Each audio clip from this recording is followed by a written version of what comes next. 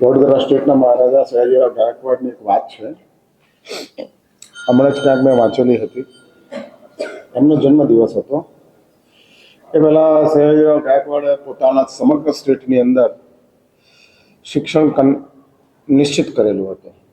Compulsory બધાએ ભણવાનું. કન્યા શિક્ષણની શરૂઆત જ સયાજીરાવ ગાયકવાડે કરી. MS યુનિવર્સિટીની સ્થાપના સયાજીરાવ ગાયકવાડે કરી અને એમનો જન્મદિવસ આવ્યો. યુનિવર્સિટીના છોકરાઓને એમ થયું કે આપણી ઉપર આટલો મોટો ઉપકાર આ મહારાજાએ કર્યો છે. કેવી કમનસીબી માનવ જીવનની હોય છે કે જ્યારે સંસ્કાર હોય છે ત્યારે શિક્ષા નથી હોતી અને શિક્ષા હોય છે ત્યારે સંસ્કાર નથી હોતા. ભગવાન આદિનાથના સમયની અંદર શા માટે પરમાત્માએ બધી જ વ્યવસ્થાની સ્થાપના કરી? ભગવાન આદિનાથે બહુ મોટી 13 ક્રાંતિઓ કરી છે, એની ચર્ચા અત્યારે નથી કરવી. પણ પરમાત્મા આદિનાથ કે જે સમગ્ર માનવ જગતની સંસ્કૃતિના એન્ટરપ્રિન્યોર હતા, સ્થાપક હતા, સર્જક હતા. આમ જોવા જાવ તો તમામ યુગલિકો મૃત્યુ પામેલા સ્વર્ગમાં જ જાય છે. પણ ભગવાન આદિનાથ કહે છે કે માનવ જીવન માટે સ્વર્ગ એ ડેસ્ટિનેશન નથી. પશુની દુનિયા માટે સ્વર્ગ ડેસ્ટિનેશન હોઈ શકે, પણ માણસની દુનિયા માટે સ્વર્ગ એ ડેસ્ટિનેશન નથી, એ સ્ટેશન છે. જ્યાં સુધી મોક્ષ ન મળે ત્યાં સુધી દેવલોકની દુનિયાની અંદર તમે જાઓ અને સમય પાસ કરો, ઇટ ઇઝ ઓકે, એ સારી વાત છે. આ ફ્લાઇટ લેટ હોય અને એરપોર્ટ ઉપર તમે આટા મારતા જાઓ, હા મોડા પડી જાય ફ્લાઇટો. ઇન્ડિગોની અંદર તમે બુકિંગ કરાવ્યું હોય અને ઇન્ડિગો વાળા તોફાને ચડે અને તમારા ફ્લાઇટો રદ થતા જાય અને ડિલે થતા જાય અને તમે એરપોર્ટની અંદર 5 સ્ટાર ફેસિલિટીની અંદર રહેતા હો, પણ એરપોર્ટ ઉપર રહેવા માટે કોઈ ટ્રાવેલર એરપોર્ટ ઉપર જતું નથી. એનો અર્થ જ એ છે કે ત્યાં એરપોર્ટ ઉપર ઊભા રહેવું એ માત્ર ટાઈમ પાસ કરવાની વાત છે. એ જ રીતે હા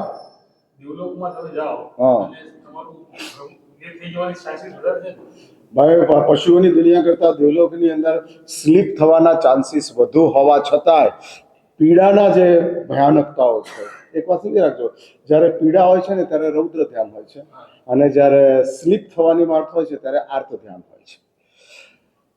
જોઈતું મળતું નથી તે આર્ત ધ્યાન છે અને મળતું જ નથી એ રૌદ્ર ધ્યાન છે. હા, મળતું જ નથી. અરે એટલે જે તમારા જીવનની અંદર તીવ્રતા એકલી હિંસાની તીવ્રતા નથી હોતી, આસક્તિઓની એક તીવ્રતા હોય છે. બધા કઈ હિંસાના કારણે જ રૌદ્ર ધ્યાનને પ્રાપ્ત કરી અને 7મી નારકમાં જાય એવું નથી. આસક્તિઓના કારણે કંડરીક 7મી નારકની અંદર ગયા. કઈ હિંસા? મુનિ જીવનમાં છે, ઘોર તપસ્વી છે, ખાવાની તીવ્ર લાલસા, ખાઈ જાઓ. અને આ તીવ્ર લાલસા 7મી નારકમાં ફેંકી દે છે, લઈ જાય છે. એટલે એવું નથી કે માત્ર હિંસાનુબંધી જ આર્ત ધ્યાન હોય, રૌદ્ર ધ્યાન હોય. એ અનુબંધ બતાડ્યો છે. હિંસા એનો અર્થ જ એ કે દુનિયાની અંદર લોકોની હિંસા કરો, એમ જાતની હિંસા કરો, એ પણ હિંસા છે. એટલે હિંસાથી બીજા મરે છે અને આસક્તિથી ખુદ મરે છે. હા, પોતાનું મૃત્યુ થતું જાય છે અને શાસ્ત્રો કહે છે કે પોતાનું મોત એ સૌથી મોટું મોત છે. માટે જીવદયાના પાલનની અંદર યથાશક્તિ કીધું છે અને આત્મરક્ષાની અંદર આવશ્યક કીધું છે. તમામ જીવોની દયા તમે પાડી શકતા નથી. હા, એટલે યથાશક્તિ, યથાસંભવ એક્સટેન્ડેડ જીવદયાનું પાલન કરતા જાઓ, બચાવતા જાઓ. યુદ્ધમાં ચડતી વખતે, ઘોડાની ઉપર ચડતી વખતે પૂંછડીનો ઉપયોગ કરતા જાઓ.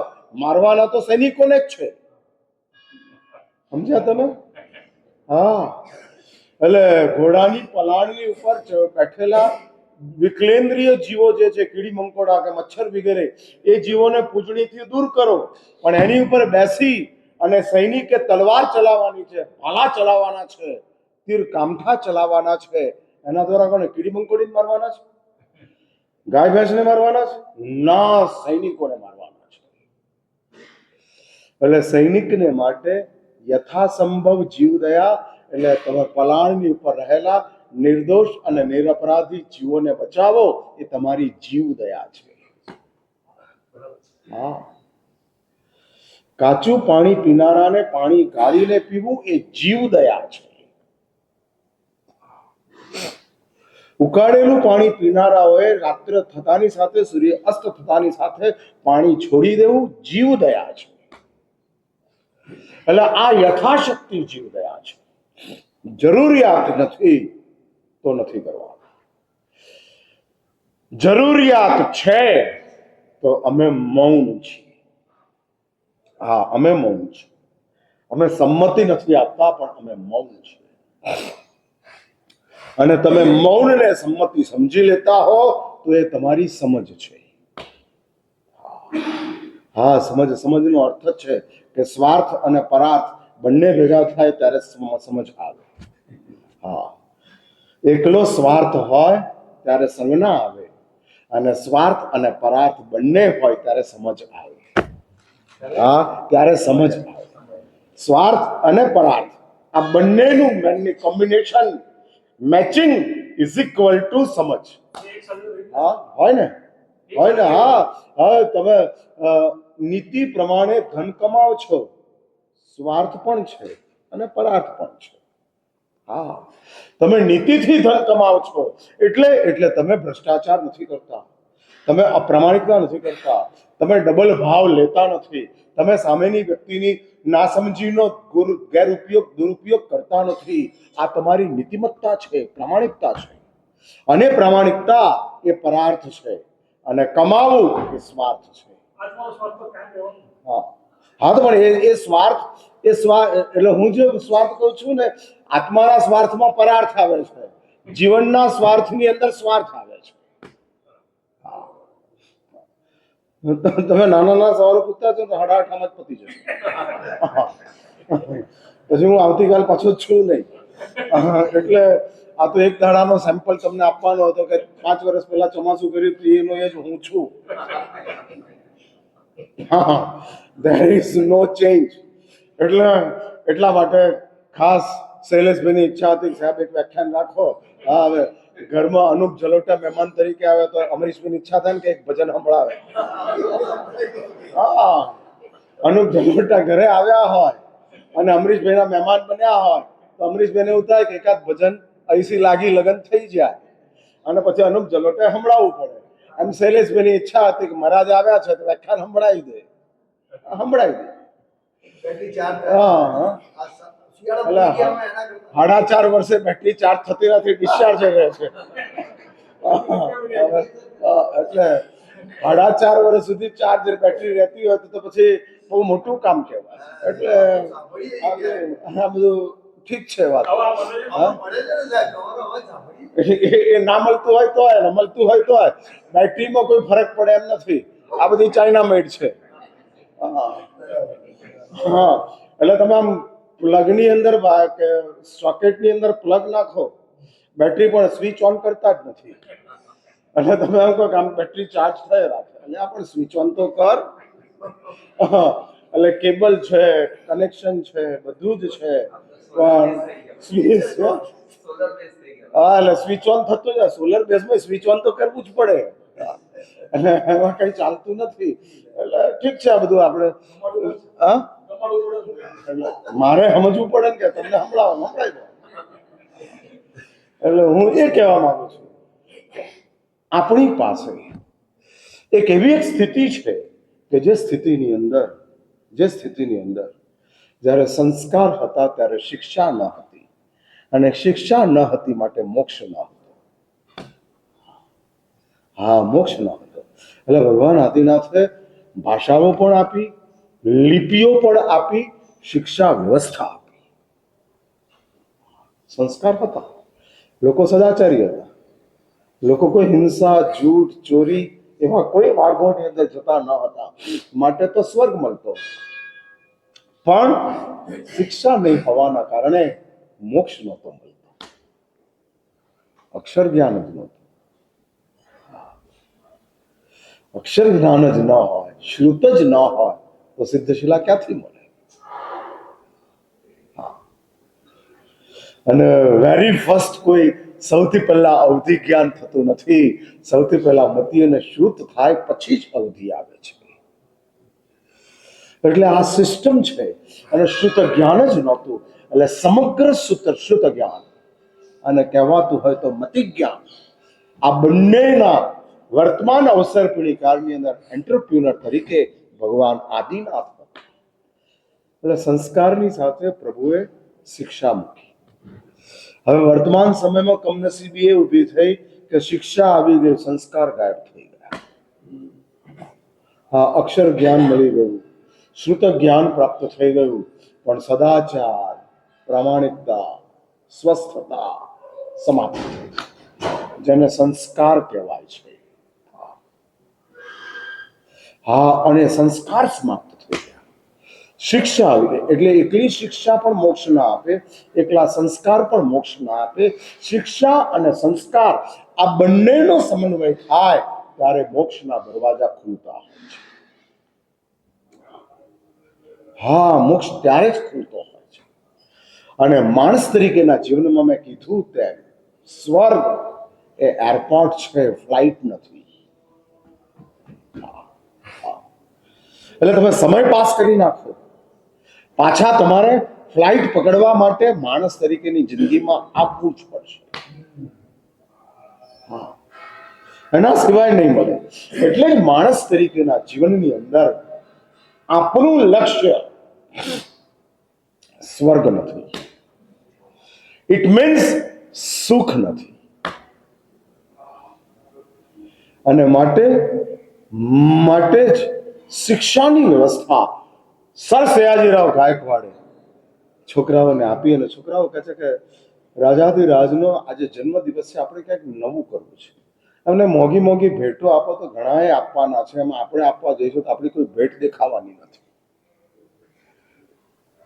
એટલે એ લોકોએ મહારાજા સયાજીરાવ ગાયકવાડના રાજ દરબારથી MS યુનિવર્સિટી સુધી ચાંદીના રથની અંદર સયાજીરાવ ગાયકવાડ આવવાના હતા.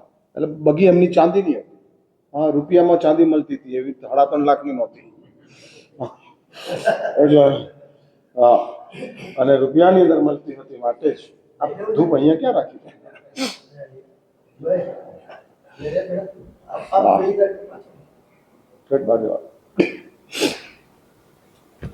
એટલે ચાંદીના રથની અંદર સયાજીરાવ આવતા હતા. છોકરાઓ સામે ગયા અને જ્યાં ભેગા થયા ત્યાં ગોડાઉન કાઢી નાખ્યા. છોકરાઓએ આખો ચાંદીનો રથ MS યુનિવર્સિટી સુધી સયાજીરાવને ખેંચીને લઈ ગયા. સયાજીરાવ એટલા બધા ગળગળા થઈ ગયા, ભાવ વિભોર થઈ ગયા. આ દીકરાઓ લઈ ગયા. સયાજીરાવ પૂછે છે આવું શા માટે? અને ત્યારે કહે છે કે સર, અમે તો આદિવાસીઓ હતા, અમારી પાસે અક્ષર જ્ઞાન જ નહોતું, અંગૂઠાથી સહીઓ કરતા હતા, કશી જ ખબર નહોતી. એમાં તમે અમને શિક્ષા આપી, અને આપેલી એ શિક્ષાના કારણે આજે અમે ગ્રેજ્યુએટ સુધી પહોંચ્યા, ડોક્ટર બન્યા, વકીલ બન્યા. આ બધું જ અમારા જીવનની અંદર આવ્યું.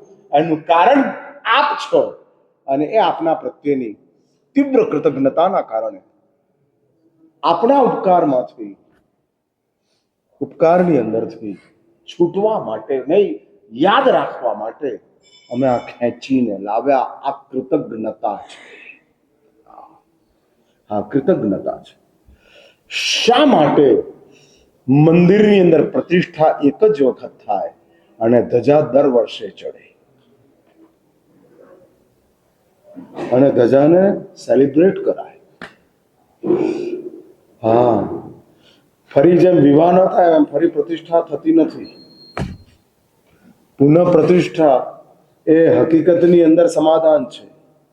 ક્યાંક કોઈક દોષ રહી ગયો હોય, કોઈ દ્રષ્ટિ વગેરેનું મિલન ન થતું હોય, અથવા તો સંઘનો અભ્યુદય ન થતો હોય, અથવા તો મુહૂર્તની અંદર કોઈ ગડબડ થઈ ગઈ હોય અને એ બધી વસ્તુઓના કારણે પુનઃ પ્રતિષ્ઠા થતી હોય, પણ એ પુનઃ પ્રતિષ્ઠા ખાનગીમાં જ થાય, જલ્દી જાહેરોમાં થતી નથી. 100, 125, 150, 200 વર્ષના દેરાસરો થઈ ગયા પછી મૂળના એક ભગવાનને આપણે હલાવવા માંગતા નથી. ભલે મંદિરનો જીર્ણોદ્ધાર થાય છતાંય મૂળના એક ભગવાન એના એ જ રહે, એવી ને એવી જ પ્રતિષ્ઠા જળવાઈ રહે, એવી આપણી અંદર ખાનેની શ્રદ્ધા હોય છે. બીજો ઓલ્ટરનેટ ન હોય ને ઉઠાવવા પડે એ વાત જુદી છે, બાકી નથી હટાવતું. પણ દેરાસરની ધજા વર્ષને બદલે 1 મહિનો વધી જાય. હવે આ મહાસુદ છઠે અમરીશભાઈ અનુકૂળતા નથી કે સુરેશભાઈ અનુકૂળતા નથી, એટલે ફાગણ સુદ છઠે કરી નાખીએ આપણે, અથવા તો પોષ સુદ છઠે કરી નાખીએ. હા ભાઈ, ઘરમાં જ લગ્ન છે અને બધા ઓક્યુપાય છે, સ્વદ્રવ્યથી જિનાલય બનાવનારાઓના લગ્ન જ ઘરમાં આવેલા છે અને બધા ઓક્યુપાય છે, કોઈ આવી શકે તેમ નથી, તો આપણે ધજાનો દિવસ બદલી નાખીએ. નથી બદલાતો. કૃતજ્ઞતા, હા કૃતજ્ઞતા છે કે જે કૃતજ્ઞતા બહુ મોટી ચીજ છે. કૃતજ્ઞતાનો અર્થ જ એટલો છે કે જેનો તમારી ઉપર અસીમ ઉપકાર છે એને તમે જાણે રાખો, સતત જમજે રાખો. અને એ કૃતજ્ઞતા માનવીય જીવનની અનેક સભ્યતાઓમાંની સૌથી મહત્વપૂર્ણ સભ્યતા છે. ઉપકારીઓના ઉપકારનું સ્મરણ હોવું જ જોઈએ. હા, હોવું જોઈએ. વ્યાખ્યાન આપવામાં મંગલિકની જરૂર નથી, પણ મંગલિક એ કૃતજ્ઞતા છે. હા હા, એ સમજી રાખજો. શા માટે અમે નવકારને યાદ કરીએ? શા માટે પરમાત્મા મહાવીરને યાદ કરીએ? શા માટે ઓમકાર બિંદુ સંયુક્તમ? શા માટે અજ્ઞાન તિમિરામ ધાનામ? કૃતજ્ઞતા છે. તમે કોઈ મંગલિક સંભાળવા આવ્યા નથી, વ્યાખ્યાન સાંભળવા આવ્યા છો. હવે અમારું મંગલિક તો 2 મિનિટમાં પૂરું થઈ જાય, પણ ઘણા મહાત્માનું 5 મિનિટ ચાલે, 7 મિનિટ ચાલે, 10 મિનિટ ચાલે. પણ એ કૃતજ્ઞતા છે. યાદ કરો,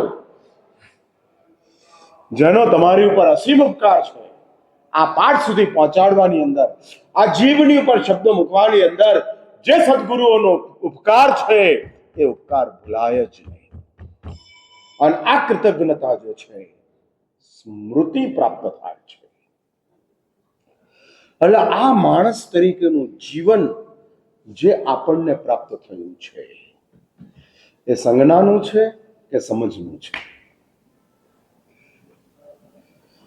જો ભાઈ ધનવાન બની જવાય, બુદ્ધિમાન બની જવાય, આસપાસના સંયોગો તમને બુદ્ધિમાન બનાવી દે, પ્રસિદ્ધિ મળી જાય, એટલે ધનવાન તમે બન્યા છો, બુદ્ધિમાન તમે બન્યા છો, પ્રસિદ્ધ તમે બન્યા છો, પણ માણસ તમને કોકે બનાવ્યા છે. તમે બન્યા નથી, બનાવ્યા છે. શરીરથી માણસ કર્મ એ બનાવ્યા, જીવનથી માણસ પરિવાર અને સદગુરુઓએ બનાવ્યા.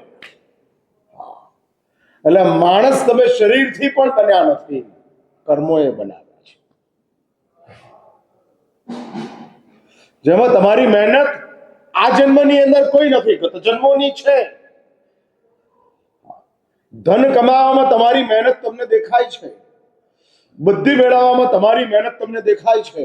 રાતના 12 વાગ્યા સુધી જાગતા હતા અને વાંચતા હતા અને અભ્યાસ કરતા હતા અને મહેનત કરતા હતા, સરના ઠપકાઓ ખાતા હતા અને બધું કરતા હતા, અને એના કારણે તમારી બુદ્ધિ આવી.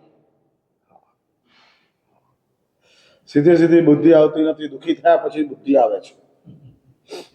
હા બોલો, સુખી થવાની બુદ્ધિ ક્યારે આવી? દુઃખી થયા પછી ને. હા, દાંત ઘસવા એ સૌથી મહત્વની ચીજ છે. ક્યારે ખબર પડી? જ્યારે દાંત બગડ્યા ત્યારે. હા, છોકરાઓ ચોકલેટ ખાતા હતા, પીપર ખાતા હતા, બહુ દાંત સડતા ગયા, દુઃખી થતા ગયા, પછી સમજાયું કે હવે બ્રશ કરવું પડે. હા, એટલે બુદ્ધિ દુઃખી થયા પછી આવે છે. જે બુદ્ધિ તમને સુખી કરે છે, હા સુખી કરે છે. અને એટલે દુઃખી થયા વિના બુદ્ધિ આવતી નથી.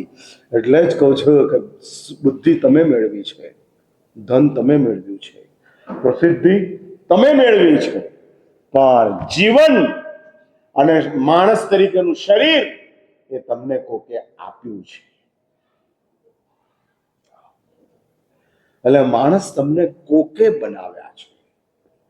ત્યારે આ બનાવેલા માણસ તરીકેના જીવનની અંદર આપણું આ માણસ તરીકેનું જીવન સંજ્ઞાનું કે સમજનું? જુઓ, કેવલ જરૂરતની સાથે આપણો સંબંધ હોય તો તે સંજ્ઞા છે. એટલે ઉપયોગી દેખાય તે સંજ્ઞા છે, ઉપકારી દેખાય તે સમજ છે. હા, ઉપયોગી દેખાય, જે ઉપયોગી છે એ મેળવવું છે, આનું નામ સંજ્ઞા. મેળવી લેવાય. હા, એમાં વાંધો નથી. દરરોજ કૂતરાને બિસ્કિટ નાખનારો માણસ, સ્કૂટરનો અવાજ કૂતરાને ખબર પડી જાય. હા, બીજા 50 સ્કૂટરો ત્યાંથી પસાર થાય, કૂતરો ઉભોય ના થાય. પણ બિસ્કિટ લઈને આવનારાનું સ્કૂટર આવે એટલે 7 કૂતરાઓ એની પાછળ ચાલવા માંડે. કેમ? અરે 50 સ્કૂટરો પસાર થયા. હા, આ સંજ્ઞા છે. હા, આ સંજ્ઞા છે. તમારી ઉપર કોક ગુરુ મહારાજનો ઉપકાર છે અને સમજો કે એ ગુરુ મહારાજના આશીર્વાદના કારણે તમારું બધું જ સારું થઈ ગયું છે અને એ ગુરુ મહારાજને તમે સાચવો અને બાકીના ગુરુ મહારાજોને ન સાચવો તો તમે સંજ્ઞામાં છો. હા, બિસ્કિટ દેખાય ને કૂતરો દોડે, એમ ગુરુ દેખાય ને ભક્ત દોડે. સાધુતા દેખાય અને દોડો એ સમજ છે, ગુરુ દેખાય અને દોડો એ સંજ્ઞા છે. હા, પણ ઉપયોગીની કક્ષામાં, એટલે ઉપયોગીની સોસાયટીનો ઉપકાર. હા, ઉપયોગીની સોસાયટી. હા, ઉપકાર તો બધા કરે છે. દેરાસરનો પૂજારી ઉપકાર કરે છે. હા હા, યશોજી મહારાજ 32 ની અંદર 6ઠ્ઠા નંબરની 32 છે, જીન ભક્તિ 32 એની અંદર લખ્યું છે યશોજી મહારાજે. હા, યશોજી મહારાજે લખ્યું છે કે શિલ્પીને પણ ખુશ રાખો, કારણ કે શિલ્પી પણ તમારો ઉપકારી છે. હા, એ છે. એટલે આંબીલની રસોઈ બનાવનારી બાઈ પણ ઉપકારી છે. ઉપયોગી દેખાય સંજ્ઞા, ઉપકારી દેખાય સમજ. હા હા, સમજ છે કે આના કારણે મારું આંબીલ સારું થયું. સમજો કે લાંબી આંબીલની ઓળી કરતા હો અને 50 દિવસ સુધી તમારું આંબીલ સારામાં સારું થયું, તો 50મા દિવસે કે 49મા દિવસે છેલ્લું આંબીલ કરતી વખતે એ બાઈનો તમારે ઉપકાર માનવો જોઈએ, ધન્યવાદ આપવા. એકવાર લખી રાખજો, 50-100 રૂપિયાના આ લોકોને કોઈ અપેક્ષા નથી. હવે તમારા 50-100 રૂપિયામાં આ લોકોનું કઈ થતું નથી. હા, એ લખી રાખજો. હા, નથી થતું, ચાલે છે. પણ તમે જે ધન્યવાદના 2 શબ્દો બોલો છો, ભાવનાથી એની સાથે તમે જે જોડાવ છો, એ જોડાવાના કારણે એ લોકોને આ ધર્મ માટે આદર ઉભો થાય છે, કદર પેદા થાય છે. એટલે તમામ સ્ટાફ ઉપયોગી કે ઉપકારી? હા, વોચમેનને ધન્યવાદ આપો 360 દાડા પછી કે ભાઈ તારા કારણે અમે લોકો સલામત છીએ. વોચમેન એ તો જાણે છે કે સોસાયટીના કારણે હું સલામત છું, પણ તમે એવું જાણો છો વોચમેનના કારણે અમે સલામત છીએ. હા, એટલે આવું પ્રસંગોપાત કહેતા રહેવું. હા, કહેતા રહેવું, કરતા રહેવું. અને જેમ વોચમેનને કહો છો એમ ઘરવાળીને કહેવાનું.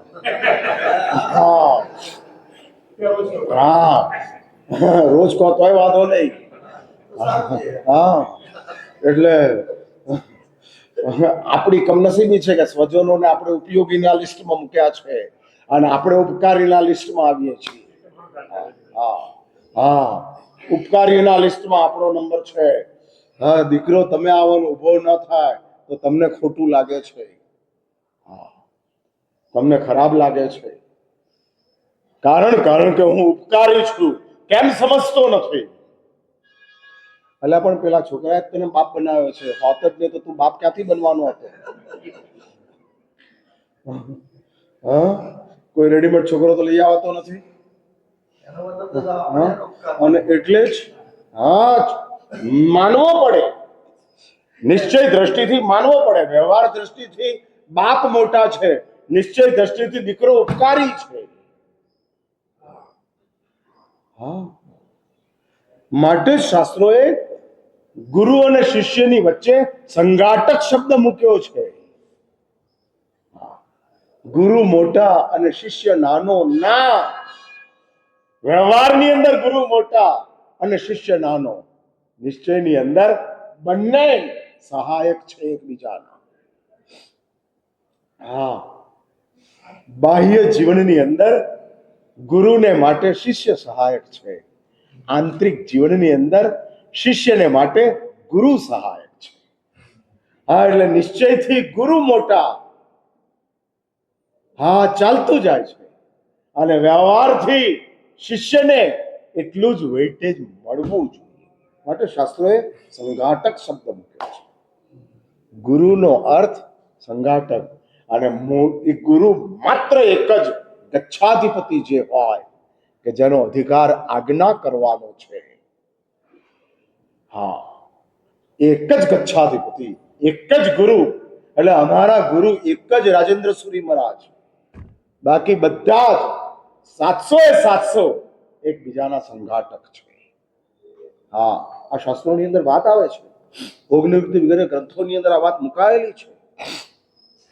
હા, એટલે જ જો આપણી નજરની અંદર ઉપકાર દેખાય તો સમજ છે, ઉપયોગ દેખાય તો સમજ છે. કારણ કે ઉપયોગ કાયમને માટે ક્ષણિક હોય છે, ઉપકાર કાયમને માટે શાશ્વત હોય છે.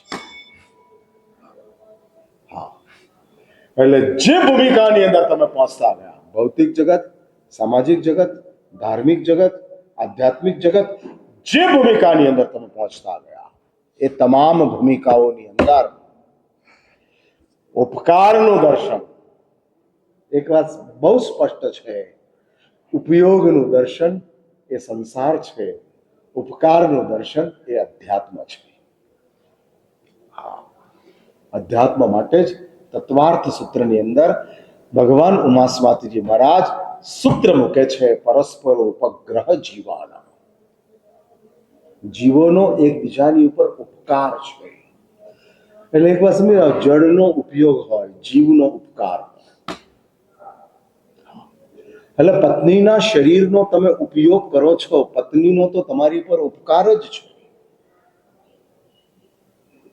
એના શરીરનો, એના સમયનો, એની સમજનો, એની સેવાનો તમે ઉપયોગ કરો છો. પણ પત્ની એઝ સચ, એનો પ્રેમ, એનું આશ્વાસન, એની તમારા માટેની કેર, ધીઝ આર ઓલ ઉપકાર છે. હા, આ બધા જ ઉપકાર છે. નોકર ટાઈમસર પ્રામાણિકતાથી તમારી ઓફિસની અંદર કામ કરે છે, એ ઉપયોગ છે, પણ પ્રામાણિકતા સાથે છે, વફાદારી સાથે છે. તમારી કંપનીના કહેવાતા કોઈ સિક્રેટ્સ બહાર નથી જવા દેતા, આ એનો ઉપકાર છે. અને એ ઉપકાર એટલે આ આપણી પાસે જો નજર આવતી જાય, હા, એટલે પશુ જીવનની શરૂઆત ઉપયોગથી છે, માણસના જીવનની શરૂઆત ઉપકારથી છે.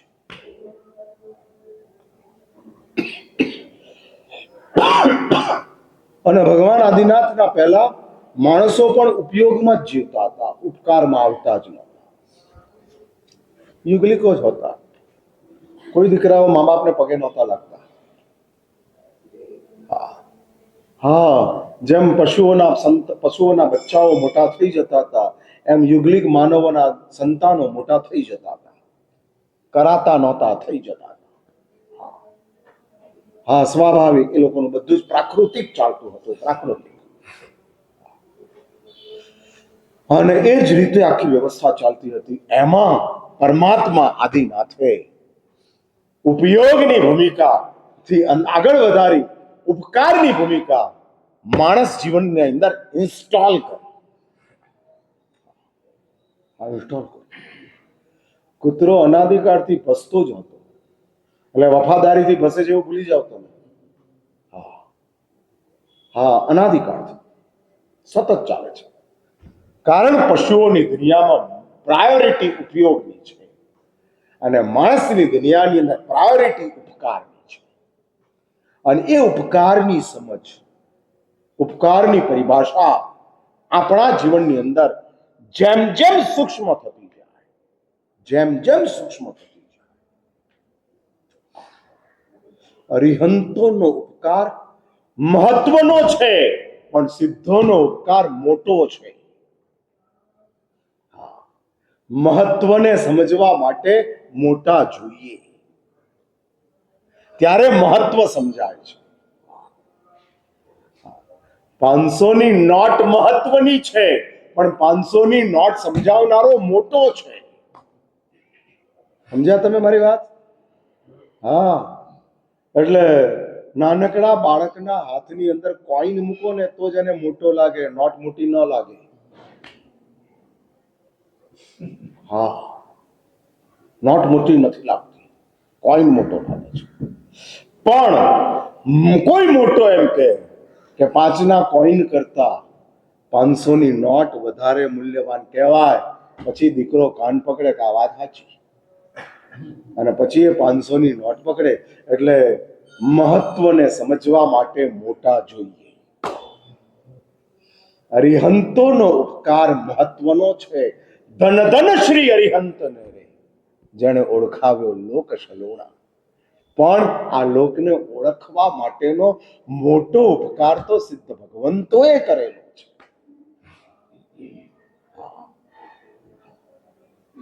અને એ મોટો ઉપકાર છે. અને ઓર આગળ વધો, આચાર્યનો ઉપકાર મૂલ્યવાન છે. હા, મૂલ્યવાન છે. બેંકમાં પડેલા 50,000 મહત્વના છે, ખિસ્સામાં રહેલા 500 મૂલ્યવાન છે. સમજ્યા તમે? એટલે પરમાત્માનું શાસન એ બેંકમાં રહેલા 50,000 છે, અને તમને આપેલી સમજ એ 500 ની નોટ છે. અને આચાર્ય ભગવંત તમને આપતા જાય છે. હા, અને એ મૂલ્યવાન છે. મારા માટે ભૂખ લાગી છે ત્યારે એકાઉન્ટના 50,000 કામના નથી, ખિસ્સાના 500 કામના છે. કારણ કે કકડીને ભૂખ લાગી છે. બેંકમાં પૈસા મળે છે, ખાવાનું નથી મળતું, અને ખિસ્સાના 500 થી ખાવાનું મળે છે, 50,000 નથી મળતા. હા, એટલે મહત્વ અરિહંતોનું છે, મોટા સિદ્ધ છે, મૂલ્ય આચાર્ય છે, આચાર્ય ઉપાધ્યાય સાધુ. એટલે આ ચીજ વાત પૂરી કરું છું, સમજતા રહેજો. અને ઉપકાર સમજવાની શરૂઆત થાય. અમે લોકો તમને બુદ્ધિ એટલા માટે આપીએ છીએ કે ઉપયોગ સમજાય એટલા માટે નહીં, ઉપકાર સમજાય એટલા માટે. હા, તમે અમારી બુદ્ધિનો ઉપયોગ સમજવામાં કરો છો. હા, હું એમ કહું કે હાથ નોકાર ગણીને બહાર નીકળજો, એટલે તમને એમ થાય મહારાજે કીધું હાથ નોકાર ગણીએ એટલે આપણું કામ સારું થઈ જાય. ના, અમે તમને બુદ્ધિ જે આપીએ છીએ તે ઉપકાર સમજવા માટે આપીએ છીએ, ઉપયોગ સમજવા માટે નહીં. હા, ઉપયોગ તો ઓલરેડી સમજાઈ ગયો છે, અને નથી સમજાયો એ ફાયદામાં છે. હા હા, નથી સમજાયો એ ફાયદામાં છે. હા, સારું છે. હા, બહુ સારું છે. ગયા વર્ષ પહેલા કોકે 50 લાખ શેર બજારમાં રોક્યા, અને કોકે 50 લાખ ચાંદીમાં રોક્યા. આજે કોણ સમજદાર? એટલે ઉપયોગ બહુ મહત્વની ચીજ નથી, ઉપકાર મહત્વની ચીજ છે. અને એ ઉપકાર આપણી સમજમાં આવતો જાય તો જ માણસ તરીકેના જીવનને તમે ન્યાય આપી શકો તેમ છો. અને આ માણસ તરીકેના જીવનને ન્યાય આપી ઉપકારોને વધુ ને વધુ ગહેરાઈથી સમજતા અલ્ટિમેટલી તમે પણ ઉપકારી બનો એવી અંતિમ મંગલ અભ્યર્થના સાથે મારી વાતનું અહીંયા સમાપ્ત કરું છું.